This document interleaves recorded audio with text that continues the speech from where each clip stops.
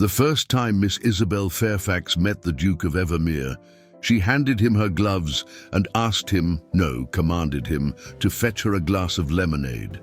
And if that weren't mortifying enough, she had done so in the middle of the most dazzling ballroom in London, under the watchful eyes of half the ton. The moment the words left her lips, she realized her mistake. The tall, broad-shouldered man before her was no mere footman. The way he carried himself, the sharp cut of his midnight blue tailcoat, and, most damning of all, the amused glint in his deep brown eyes. Oh, he knew exactly who he was, and now, so did she. Isabelle felt her stomach plummet. This was not a servant, this was a duke. Lemonade, he repeated, his lips twitching. How refreshing, she swallowed hard. Oh, no need to apologize. He leaned in just enough for his rich baritone voice to send a scandalous shiver down her spine. I find it rather entertaining. And that was how Isabelle Fairfax, daughter of an untitled but respectable baron, made a fool of herself in front of one of the most powerful men in England. I am ruined, Isabelle groaned, burying her face in her hands as soon as she and her closest friend Charlotte escaped to the edges of the ballroom. Charlotte, ever the voice of reason and mischief, patted her arm with faux sympathy. Not ruined, dearest, just unforgettable. Is that supposed to be reassuring? Charlotte stifled a laugh. Come now, it's not as though you spilled wine on his boots or insulted his lineage, or I treated him like a servant. Isabelle hissed. Yes, well, in your defense, he does have rather excellent posture, far too composed to be an ordinary man. Very misleading.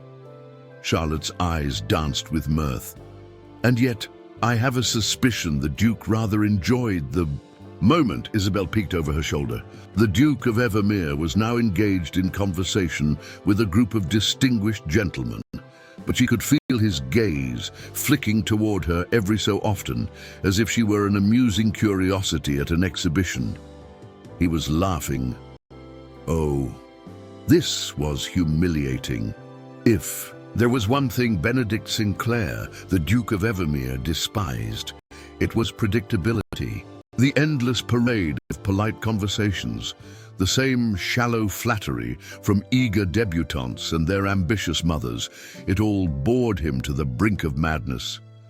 And then she had appeared, a slip of a girl with warm brown eyes and dark, unruly curls that refused to be tamed by the elegant pins attempting to control them. And she had looked straight at him, without a hint of recognition, with nothing but impatience in her gaze, and ordered him to fetch her a drink. It had been the most entertaining moment of his week, possibly his entire season. Now, as he listened absently to Lord Pembroke's dull commentary on horse breeding, Evermere found his attention drifting back to Miss Fairfax. She stood with her friend near the terrace doors, clearly attempting to disappear into the wallpaper. That simply wouldn't do. Isabelle was one breath away from slipping out into the cool night air when a shadow loomed beside her. Miss Fairfax, came the deep, far too amused voice. She knew before turning that it was him. Of course it was him. With the poise drilled into her since birth, and none of the dignity she wished to possess at that moment, she faced the Duke and curtsied. Your Grace, his lips curled. I must confess, I am quite put out. She blinked. You are? I never did get you that lemonade. Her mortification deepened. Allow me to make amends. He extended his hand. Dance with me. The words sent a jolt through her. The Duke of Evermere was asking her to dance. She glanced around, certain this was some elaborate jest. But the quiet challenge in his eyes told her he was quite serious. Every rule of propriety screamed that declining was the safer choice, and yet a thrill of defiance stirred within her. So Isabelle lifted her chin, placed her hand in his, and let the Duke of Evermere lead her to the dance floor. Unaware that this A moment would set in motion, a future neither of them could have predicted. Dancing with a duke should have been a dream. Instead, it felt like standing at the edge of a cliff, heart hammering, uncertain whether she was about to fall or be pushed. Isabelle knew the steps. The quadrille was a familiar dance, rehearsed countless times under her governess's sharp gaze, but this was different. The Duke of Evermere led with an ease that was almost unnerving, his movements confident yet unhurried, as if he had all the time in the world to unravel her composure. "You seem troubled, Miss Fairfax." His voice was smooth, edged with amusement. "I wonder why," she muttered before she could stop herself. His grip on her hand tightened, just barely. Still upset about the lemonade incident, she dared a glance up at him. "I suspect I shall never hear the end of it." His lips twitched. "Not if I have anything to say about it." Oh, he was insufferable. From the edge of the dance floor, the ton watched with rapt attention. "It is rather shocking, don't you think?" whispered Lady Winthrop, fan fluttering. "Evermere hasn't danced in years." Her companion, Lady Sinclair, no relation to the Duke, tilted her head. "That is peculiar. He usually avoids entanglements. Perhaps he simply enjoys tormenting." "Young ladies," said a dry voice behind them. The women turned to find Lord Sebastian Harrington lounging against a pillar, watching the couple with narrowed eyes. Lady Winthrop raised a brow. "You sound jealous," Harrington smirked. "Hardly." But as he watched Isabelle and Evermere twirl across the dance floor, something sharp twisted in his chest. "Tell me, Your Grace," Isabelle said as they turned in time with the music, "do you often amuse yourself by toying with unsuspecting ladies?" He laughed softly. "Only the ones who mistake me for footmen." Her cheeks burned. "You are enjoying this." "Immensely." She exhaled, trying and failing not to smile. "You are impossible." "I've been called worse." His voice dropped to something more serious. "But I assure you, Miss Fairfax, I do not make a habit of dancing merely for amusement." She faltered slightly, but he guided her effortlessly back into step. "Then why are you dancing now?" His gaze held hers, dark and unreadable. "Because you interest me." The breath caught in her throat. The dance ended, but Isabelle barely registered the applause around them. Evermere bowed, she curtsied, and yet, for a long moment, neither moved. Then he leaned in, just enough for only her to hear. "You owe me a debt, Miss Fairfax." Her brows knitted. "A debt? For the lemonade," he said smoothly, "and I intend to collect." Before she could respond, he was gone, disappearing into the crowd like a spectre. A shiver ran down her spine. What had she just gotten herself into? "You danced with him?" Charlotte hissed, gripping Isabelle's arm the moment she returned. "Not by choice?" Isabelle exhaled, pressing a hand to her still racing heart. Charlotte's eyes gleamed with mischief. "Was it dreadful?" "Worse." Isabelle groaned. "It was thrilling." Her friend laughed. "You are in trouble." Isabelle wished she could disagree. Across the room, Evermere accepted a glass of brandy from a passing footman. "You're playing a dangerous game," came Lord Harrington's voice at his side. Evermere didn't look away from Isabelle's retreating figure. "Am I?" Harrington sipped his own drink. "She isn't for you." Evermere finally turned, his expression unreadable. "And why is that?" Harrington's jaw tightened. "Because she deserves better than whatever this is." Evermere chuckled, slow and dark. "Then let us hope for her sake that she doesn't find me too interesting." Later that night, a letter arrived at the Fairfax residence. Isabelle's fingers trembled as she unfolded the thick, expensive parchment. The handwriting was bold and unmistakable. "Miss Fairfax, you owe me a debt. Tomorrow, 3 o'clock. Hyde Park. Do not be late." Evermere, she stared at the note, her heart thudding. Oh, she was in trouble indeed. When Isabelle arrived at Hyde Park the next afternoon, she had exactly 3 thoughts running through her mind. This was a mistake, a monumental mistake. No proper lady met a duke alone in a public park. And yet, she had come anyway. Evermere was already waiting, leaning against a wrought-iron lamppost with all the ease of a man who had never rushed for anything in his life. He was dressed impeccably, of course, in a dark navy coat that contrasted sharply against the crisp, white linen of his shirt. A single black-gloved hand rested on the handle of his walking cane, though Isabelle suspected he used it more for dramatic effect than necessity. She approached cautiously, her heart hammering. "Your Grace." He turned at the sound of her voice, and his lips curled in that infuriatingly amused way of his. "Miss Fairfax, punctual, I'm impressed." She folded her arms. "I was summoned." His smile deepened. "And you came. Curse him!" Evermere gestured toward a bench beneath a large oak tree. "Sit." She hesitated. "I believe I'd rather stand." "Would you?" He stepped closer, lowering his voice to a conspiratorial murmur. "Because I suspect you'd rather hear why you're here." She stiffened. "I'm beginning to suspect I do not wish to know." He laughed. "Nonsense! You're far too curious to walk away now." He wasn't wrong, and that was the most annoying part. With a sigh, she perched at the edge of the bench, hands clasped tightly in her lap. "Very well, out with it, Your Grace. What exactly is this debt I supposedly owe you?" Evermere took his time answering. He studied her, not rudely, but with a sharp, assessing gaze that made her feel entirely too seen. Then, with an air of exaggerated gravity, he declared, "You must assist me in finding a wife." Isabelle blinked twice, then burst out laughing. "I beg your pardon." He tilted his head. "Ah, not the reaction I expected." She shook her head, still half laughing. "Are you serious?" "Painfully so." Her amusement faded. "And why precisely do you need my help?" "Because you are not a simpering debutante vying for my title. You are, in fact, the only woman in London who has looked me in the eye and demanded I fetch her a drink."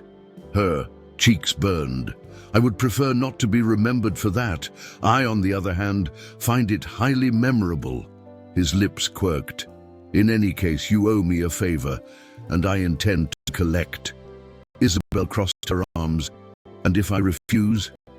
Evermere shrugged. "Then I shall be forced to recount in exquisite detail how a certain young lady mistook a duke for a footman." She gasped. "You wouldn't." He smirked. "Oh, he absolutely would." By the time Isabelle left Hyde Park, her world had tilted on its axis.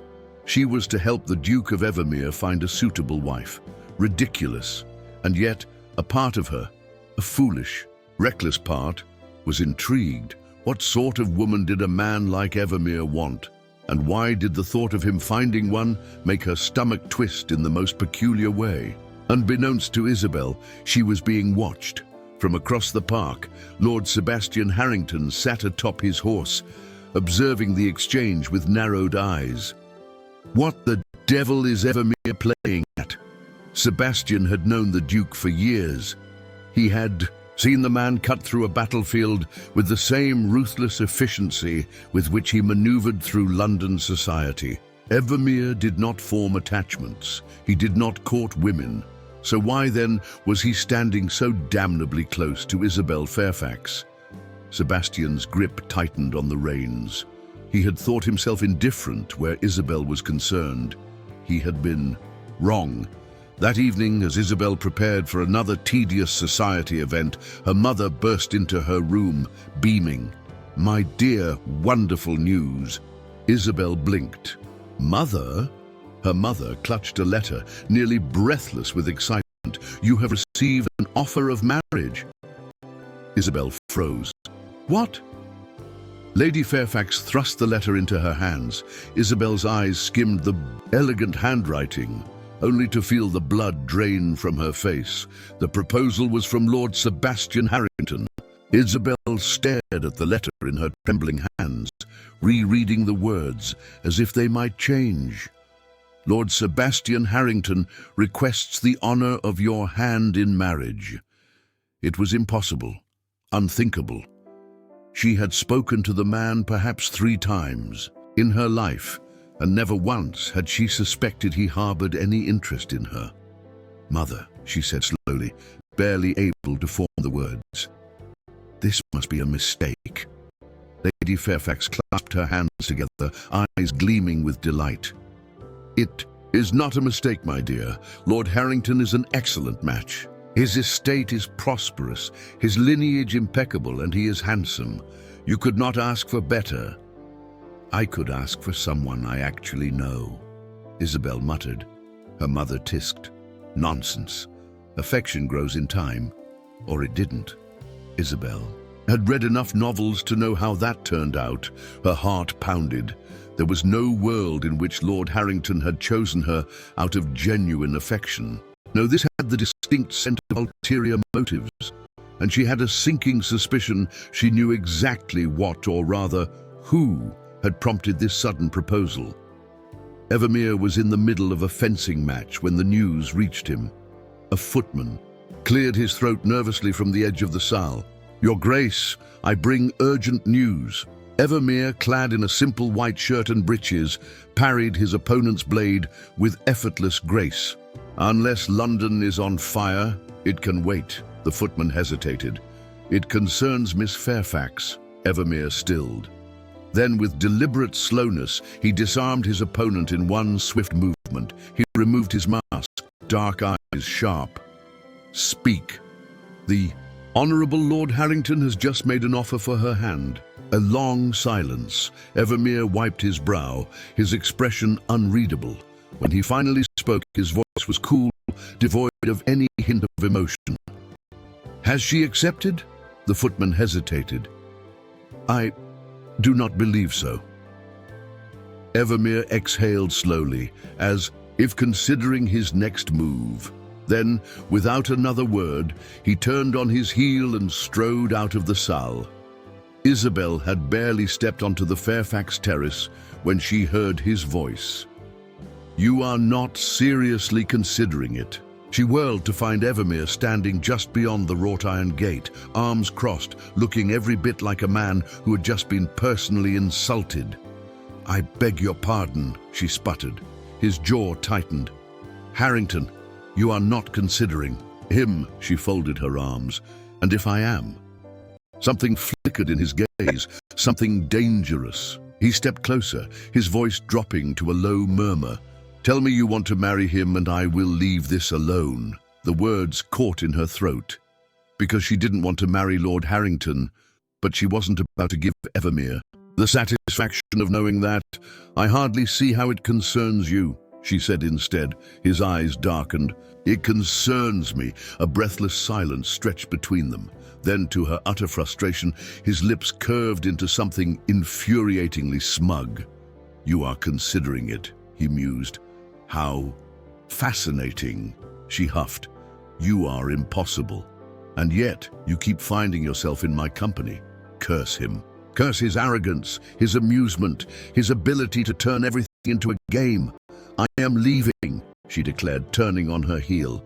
"Do think carefully, Miss Fairfax," he called after her, his voice laced with something she couldn't quite decipher. "A marriage to Harrington would be terribly dull, and you, my dear, are anything but dull." Her pulse thundered in her ears as she disappeared into the house. Blast him. That evening at Lady Weatherby's ball, Isabelle tried very hard not to look for him. She failed. Evermere was impossible to miss. He was a man who commanded attention. Effortlessly, dressed in black and gold, his dark hair slightly tousled, as if he had run a hand through it in frustration. He was speaking to a group of gentlemen, but she felt his gaze flicker toward her the moment she stepped into the room. And then, much to her horror, Lord Harrington appeared at her side. "Miss Fairfax," he greeted smoothly. She forced a polite smile. "My lord." Would you grant me the honor of this dance? Her stomach twisted. No, no, no. But before she could find an excuse, Evermere was suddenly there, stepping between them with practiced ease. I'm afraid Miss Fairfax is otherwise engaged, he said, his tone pleasant, too pleasant. Harrington's eyes narrowed. Is that so? Evermere turned to her, offering his hand. Miss Fairfax, she had two choices. Accept Lord Harrington's invitation and set a course she could never undo. Take Evermere's hand and plunge into dangerous, uncharted waters. The decision was made before she could think twice. She placed her hand in Evermere's, and just like that, the dance began. Dancing with Evermere was a mistake, a monumental mistake. Isabelle realized this the moment his hand settled at her waist, the warmth of his touch searing through the delicate fabric of her gown. His other hand clasped hers, lightly, yet with an unshakable firmness. It was absurd, infuriating. How effortlessly he led her across the ballroom as if they had danced 100 times before. She forced herself to focus. This was not some meaningful moment. This was strategy, a move in whatever game Evermere and Lord Harrington were playing, and she had somehow become the pawn. You should not have done that, she murmured as they twirled past a sea of watchful eyes. His lips twitched. And yet, you took my hand. She stiffened. You left me no choice. Oh, Miss Fairfax, he mused, leaning in ever so slightly. You always have a choice. Her pulse quickened. Damn him. Lord Harrington watched from the edge of the ballroom, his expression unreadable. She does not belong in his world, came a quiet voice beside him. He glanced at Lady Sinclair, who had also been observing the couple. No, he agreed. She doesn't, and yet you wish to marry her. His jaw tightened. She deserves better than to be a mere distraction to a man like him. Lady Sinclair studied him for a long moment. Tell me, Sebastian, are you asking for her sake or for yours? He didn't answer. You are quite accomplished, Your Grace, Isabelle said, her voice carefully measured as they waltzed. He smirked. Ah, flattery. Have you finally surrendered to my charms? She scoffed. Hardly. I am merely wondering how many hearts you have broken on this very dance floor. His grip on her waist tightened, just slightly. And if I said none, she arched a brow. I would call you a liar. His laughter was soft, almost dangerous. You wound me, Miss Fairfax. You will recover. He hummed, amused. Tell me, do you always look for the worst in people? She faltered. Or is it only me? The question unsettled her more than it should have. Before she could respond, the dance ended. Evermere bowed. She curtsied. And yet as he released her hand, she had the distinct impression that she had lost something. What exactly she did not know. The moment Isabelle stepped off the dance floor, Lord Harrington appeared at her side. Miss Fairfax, he greeted smoothly. A word. She hesitated, but his expression left no room for refusal. With a glance toward Evermere, who was now engaged in conversation with another gentleman, she nodded. Harrington led her toward the terrace, away from prying ears. He turned to her, his face unusually serious. Do not play games with him. She frowned. I beg your pardon. He exhaled sharply. Evermere does not form attachments. He does not court. Whatever interest he has in you, it will not end in marriage. The words struck deeper than they should have. She lifted her chin. And you believe yourself the better choice. His gaze darkened. I would not hurt you. A beat of silence. Think carefully, Isabelle, he said, his voice low. Before it is too late. And then he was gone, leaving her alone with a whirlwind of questions she did not know how to answer. Evermere found her minutes later, standing at the edge of the ballroom, staring into the night.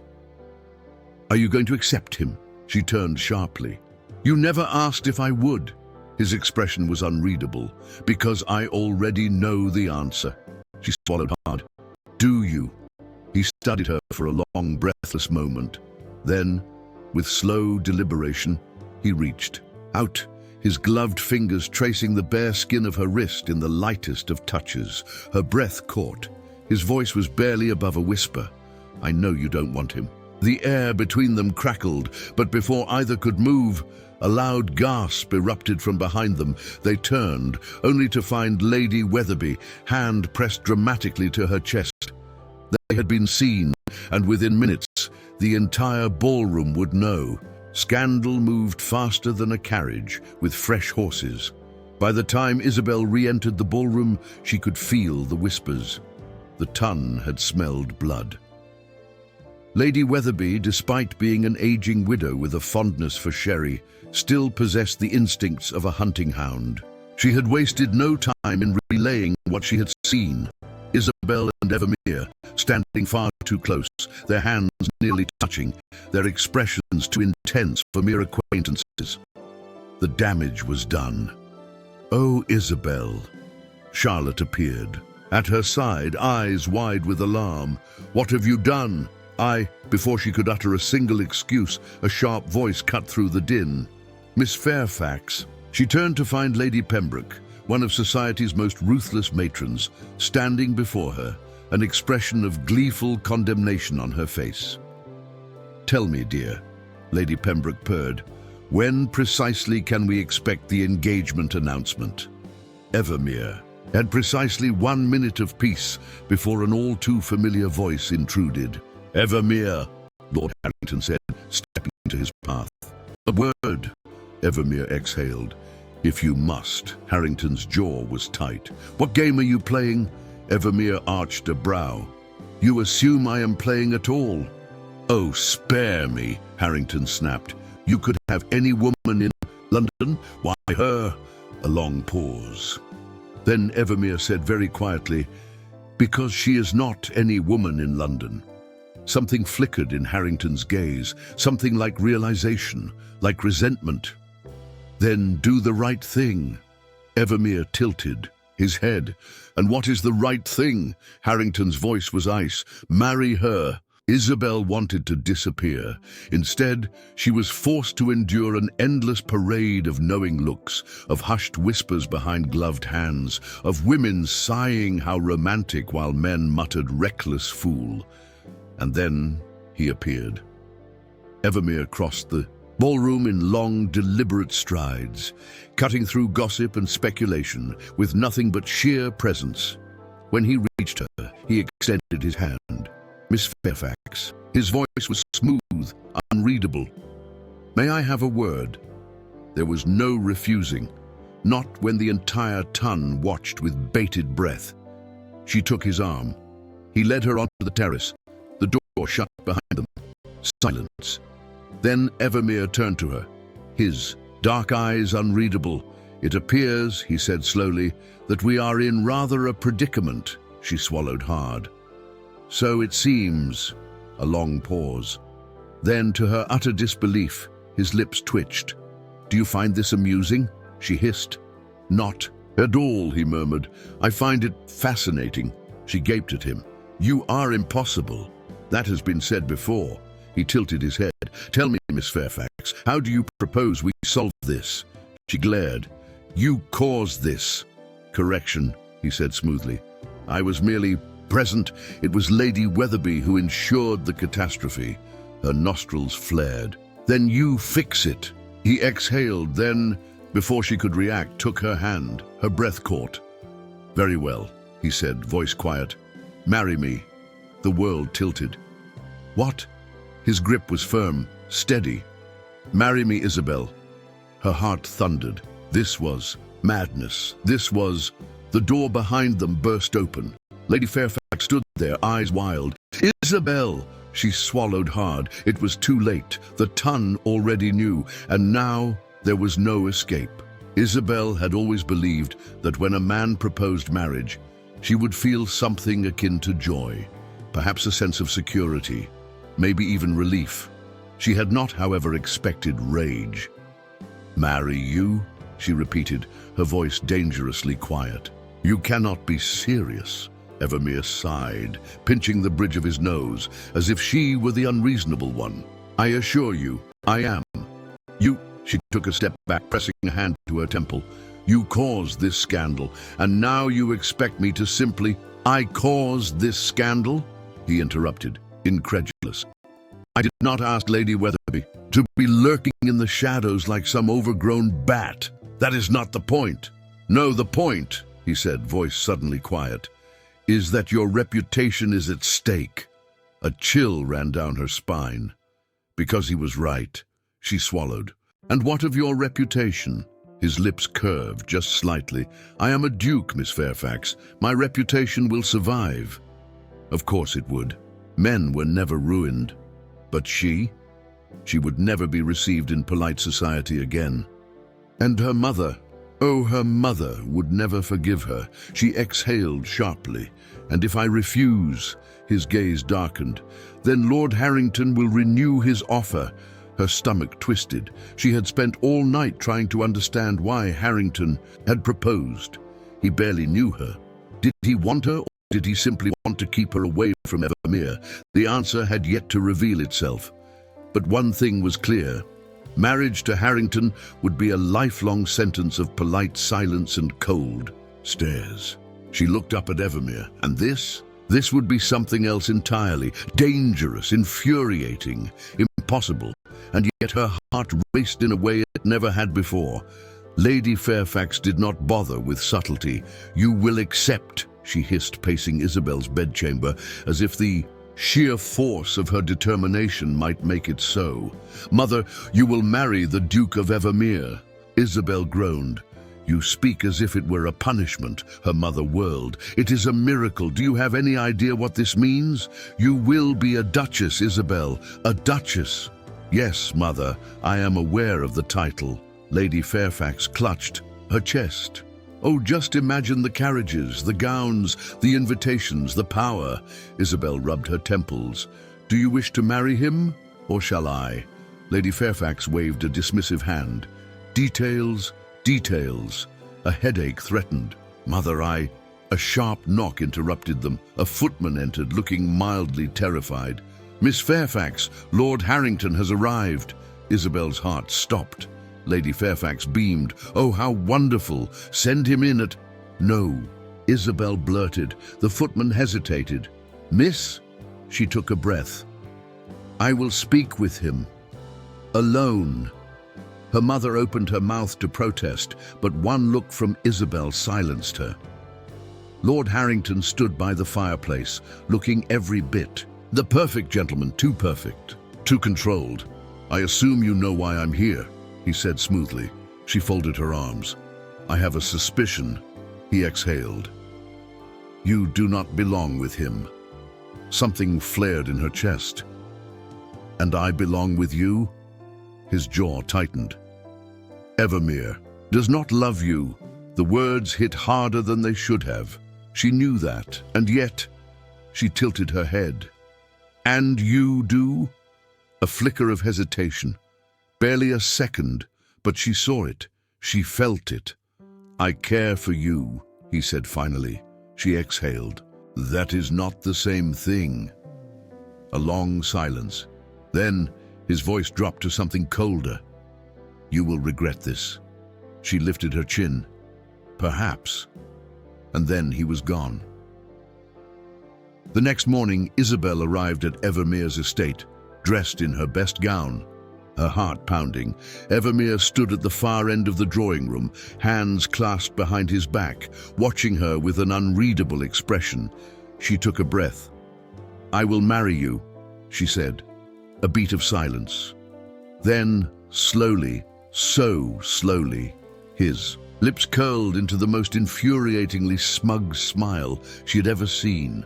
Wise choice, Miss Fairfax. She almost threw a vase at him.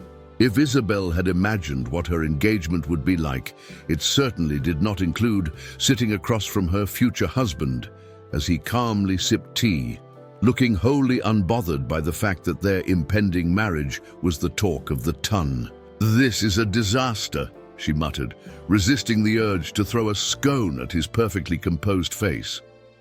Evermere barely lifted a brow. Hardly. Oh, then what would you call it? He set his teacup down with an infuriating amount of grace. An inconvenience. A mild one. A mild one, Isabelle inhaled sharply. Do you understand that we are to be married? Yes. He tilted his head. Do you? She groaned. You are impossible. And yet, you agreed to marry me. Oh, how she wished she could wipe that smug expression right off his face. Within hours, the official announcement had been published in the London Gazette, a most felicitous union. The Duke of Evermere is engaged to Miss Isabelle Fairfax. By midday, a flock of well-wishers and an even larger flock of gossip-mongers descended upon the Fairfax residence. "Oh, dearest Isabelle, how unexpected," simpered Lady Pembroke, her eyes gleaming with barely concealed curiosity. "Unexpected?" Isabelle echoed. "How so?" Lady Pembroke tittered behind her fan. "Well, you were quite unnoticed, shall we say, before His Grace took an interest." Isabelle gritted her teeth. "Indeed." "Oh, no shame in it, dear," Lady Pembroke continued. "Some ladies must rely on fortune rather than charm to secure a match." Before Isabelle could retort, Evermere's smooth voice cut through the conversation like a blade. "Ah, Lady Pembroke," he drawled. "Your talent for veiled insults remains exquisite." Lady Pembroke blanched. I would never—" "And yet," Evermere mused, "here we are." Lady Pembroke suddenly remembered a prior engagement and fled. Isabelle stared at him. "You enjoy terrifying people." He took a sip of his drink. "Only the ones who deserve it." Infuriating man. The Tun expected Isabelle to undergo rigorous training in the arts of duchessing, as Charlotte called it. Thus she found herself enduring a never-ending parade of etiquette lessons, wardrobe fittings, and lectures on how to breathe in a corset without fainting. The worst part? Evermere insisted on supervising. "You hold your fork as if it offends you," he commented during their first formal dinner. She scowled. "It does offend me," he smirked. "How tragic." The next day, during dance practice, he leaned in far too close as they waltzed. "You are stiff," he murmured. "Perhaps because my partner is insufferable." His laughter was low, dangerous. "You wound me." She stepped on his foot, and yet the more time they spent together, the harder it became to ignore the undercurrent of tension between them. It was in the way his gaze lingered, just a fraction too long. The way his fingers brushed hers when no one was looking. The way her heart raced when he spoke her name. This was not just an arrangement, and that terrified her more than anything. But just as she was beginning to believe she might survive this engagement, a letter arrived. One that changed everything. "Meet me at midnight, alone, Harrington." Midnight meetings were the stuff of scandal. The kind of thing reckless young women did in horrid Gothic novels right before they were ruined forever. And yet, there Isabelle stood, shrouded in the shadows of Evermere's garden, waiting for him. Footsteps. She turned just as Lord Harrington stepped into view, his face half lit by the glow of a lantern. He looked troubled. "Tell me you have not come to convince me to call off the engagement," she said, arms crossed. He exhaled. "No." A pause. "Then why are we here?" Harrington hesitated. "You do not know who he truly is." Isabelle frowned. "Who?" "The Duke of Evermere." Harrington's voice was tight. "You do not know what he has done." A chill ran down her spine. "What are you talking about?" Harrington stepped closer. "Your father." Her breath caught. "My father?" His jaw clenched. "Evermere is the reason your father lost everything." The world tilted. The next morning, Isabelle sat across from Evermere in the drawing room, staring at him like he was a stranger. "Is it true?" she asked, her voice barely above a whisper. He set his teacup down, gaze steady. "Is what true?" She inhaled sharply. "Did you ruin my father?" Silence. Then, finally, Evermere leaned back, his expression unreadable. I did not ruin your father, he said. Relief crashed over her, but I did not save him either. The air left her lungs. He met her gaze. Your father was an honest man, but he made a mistake, one that cost him dearly. Her hands trembled. And you let it happen. He exhaled. It was not my place to intervene. She shot to her feet. Not your place? His jaw tightened. I do not make it a habit to rescue men from their own folly. Her heart pounded. And yet here you are, playing the hero by marrying me. A muscle ticked in his jaw. Do you truly believe that? She swallowed hard, because she didn't know what to believe anymore. That night, Evermere found himself in his study, gripping a glass of brandy harder than necessary. The door creaked. Open. Lord Harrington stepped inside. Evermere exhaled. So, the righteous avenger arrives. Harrington's eyes were cold. You should let her go. Evermere swirled his drink. And why would I do that? Harrington stepped closer. Because she will never forgive you. A long silence. Then Evermere smiled. A slow, dangerous smile. I do not need her forgiveness, he murmured. I need her as my wife. Harrington's hands curled into fists. You bastard. Evermere lifted his glass. I have been called worse. The next morning, Isabelle did not come down for breakfast. By midday, she had sent a letter. By evening, Evermere read the words that changed everything. I cannot marry you. Isabelle. Evermere read the letter once, then twice.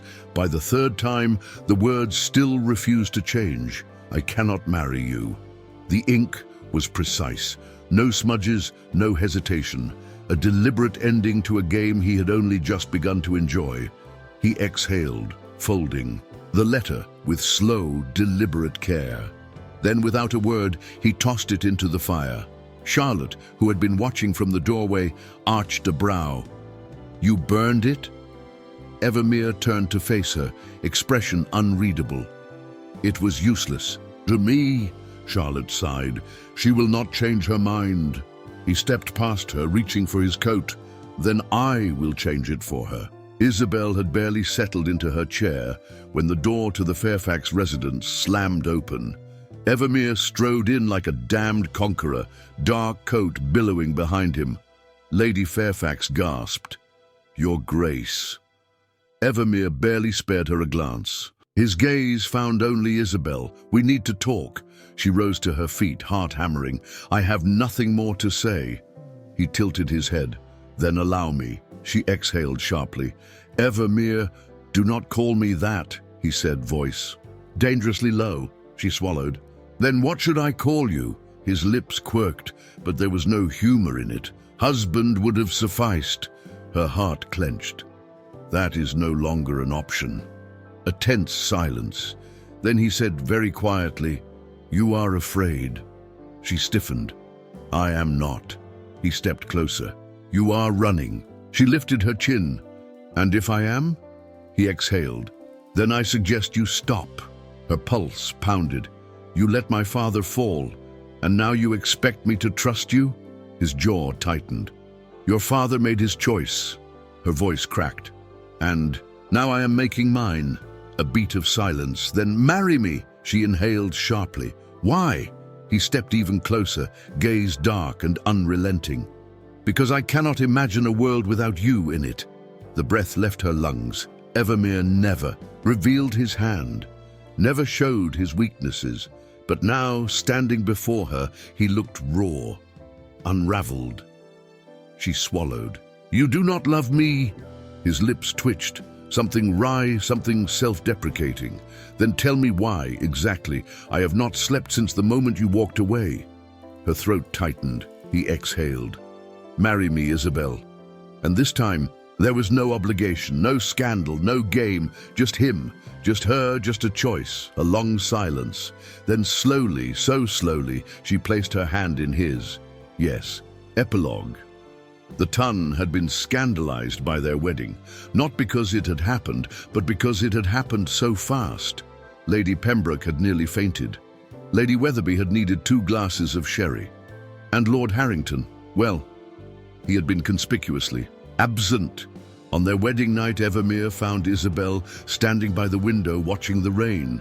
"You do realize," he murmured, stepping behind her, "that you are officially mine now." She turned, lips quirking. "Am I?" He leaned in, voice a whisper against her skin. "Undoubtedly," she exhaled. "And you?" His hand curled around her waist, slow and deliberate. "I have always been yours." And then he kissed her, and for the first time in her life, Isabelle did not run.